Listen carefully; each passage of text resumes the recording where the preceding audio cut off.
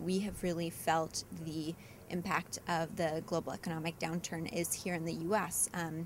One of the major things that we do is resettle vulnerable refugees here in the United States. The U.S. government has a public-private partnership with voluntary agencies here like Church World Service that help to resettle refugees around the country. In talking about vulnerable people, we've been here in this conference talking about how to address humanitarian need given the global economic crisis. I think refugees are a very vulnerable group within themselves, and then within that, refugees who are resettled are normally the most vulnerable.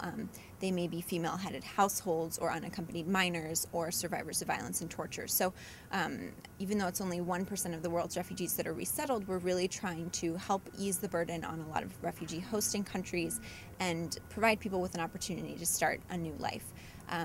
So with that being said, the refugee resettlement agencies here in the U.S.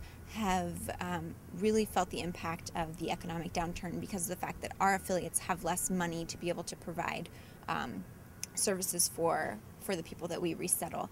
And for example, we receive a grant of $900 per refugee from the U.S. government for something called the Reception and Placement Grant. That's supposed to last that given person for 3 months. If you can imagine living on $900 for 3 months, it's pretty much impossible. So the rest of the money and the support really comes from our affiliates, whether that's congregations or our resettlement affiliates and offices, people opening their homes and communities to refugees. And that's what it's becoming increasingly difficult to do and to count on people to do. So we've really been forced to think creatively about where we can get more funds from, because what we don't want to do is stop the number of refugees coming in, because I mentioned before it's a very, very vulnerable population, and it's a very important humanitarian assistance tool and a foreign policy tool of the United States government. So we have gotten some additional funds recently from PRM, $5 million in funds, but I just wanted to highlight that as one way that we've really felt the impact of the crisis. At the same time, in our overseas efforts, we're talking about protracted refugee situations where people may have been living for 25 years in camps. For example, refugees from Burma living on the Thai side of the border.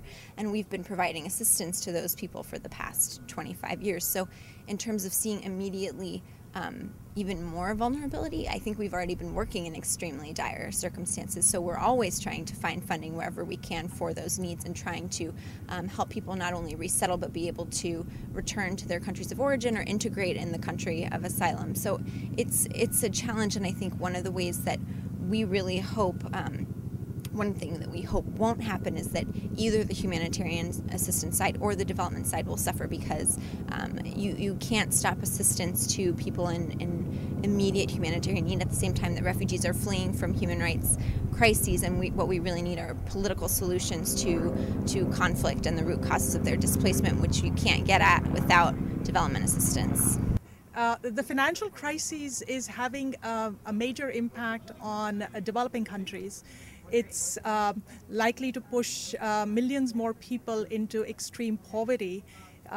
We think close to over 50 million people. And this is on top of the 100 million people that are already being pushed into poverty because of the food crisis.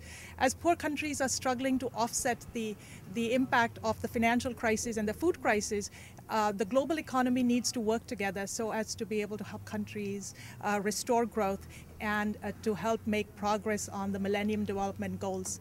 And we think that as developed countries undertake fiscal stimulus packages, there need to be stimulus for developed countries, especially the poor countries.